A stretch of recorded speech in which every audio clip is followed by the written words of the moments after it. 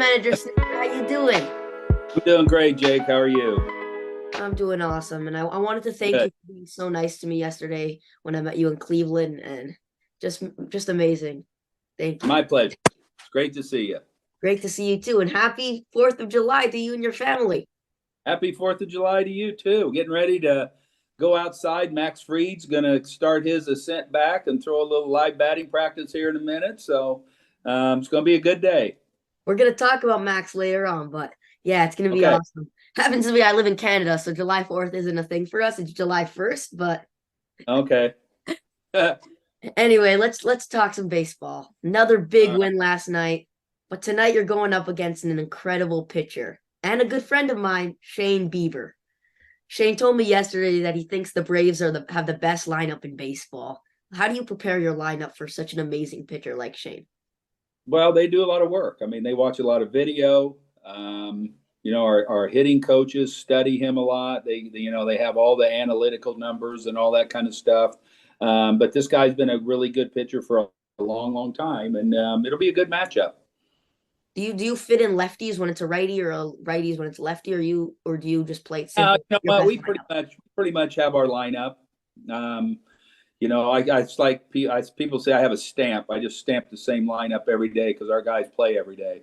Really, the only addition or other guy today will be Travis d'Arnaud catch instead of Sean Murphy. Yeah, I was actually thinking, I'm like, man, you guys have to be a violation to baseball because your lineup is so stacked.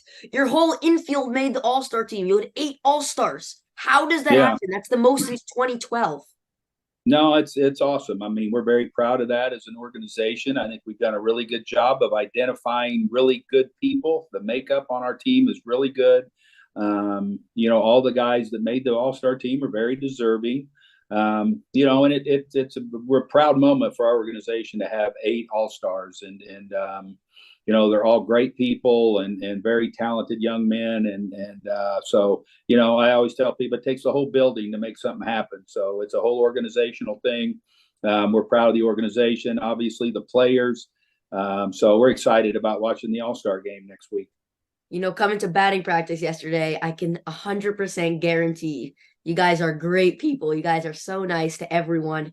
And your superstars, your all-star, everyone. They're all so nice from top to bottom.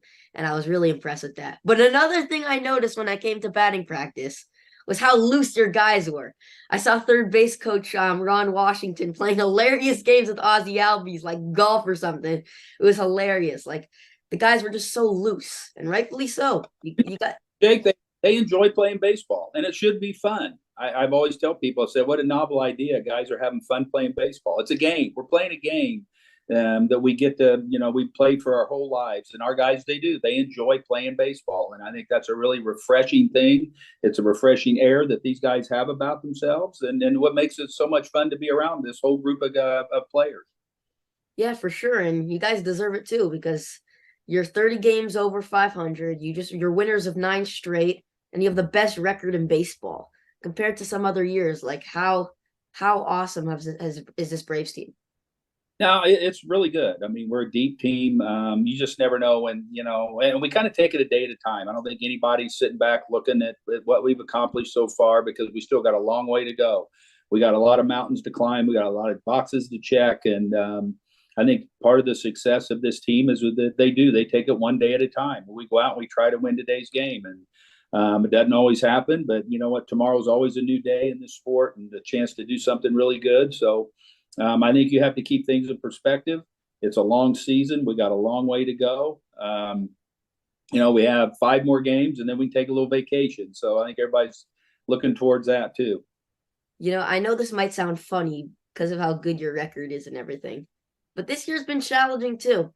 And Max Fried coming back tonight, but he's been injured for the whole season, along with Kyle Wright, Ian Anderson, Tyler Matzek. And I know like a lot of guys have stepped up, but has this year been challenging to you as a manager? You know what? Every year is challenging. It's never easy. Everybody goes through the injuries. It's part of the process. It just, it speaks well or volumes of our organizational depth, how we can lose such talented guys, like you just said, in big parts of the team and continue to do well. So, like I said, it's an organizational effort. A lot of people are involved in this, and it's tough. But you know what, guys, just keep going on. I mean, we go. We're not going to cry about it or anything, because nobody's going to feel sorry for you. And as a matter of fact, the other teams are glad when we don't have some of our good players there. But I think that's the why this team is so special, is because they just put everything aside and go about winning today's game.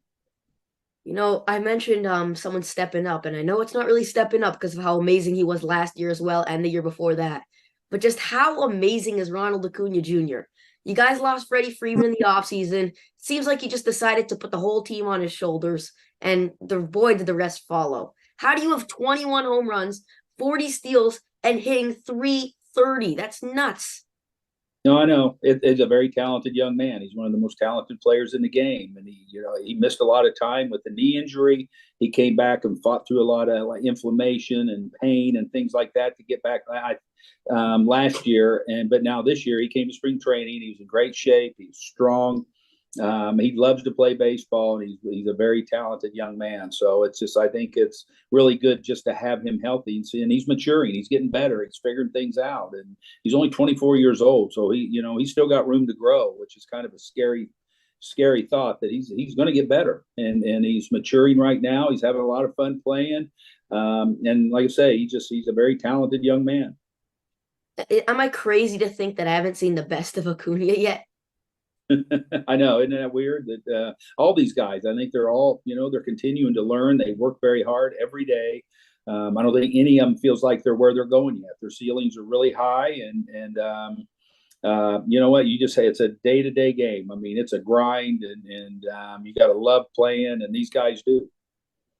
I want to talk to you now about two prospects who used to be in your system. And I was looking the other day, and I saw that Julio Teheran and Tuki Toussaint's pitching, and boy, they were crushing it. Teheran now has like a 2 ERA for the Brewers, and Tuki's doing awesome with the White Sox. Does it make you proud to see them finally getting their footing after big, long roads to the big leagues? But yeah, and Julio was a very valuable. I think he started like 7 opening days or 6 opening days or something. He was a heralded prospect coming in.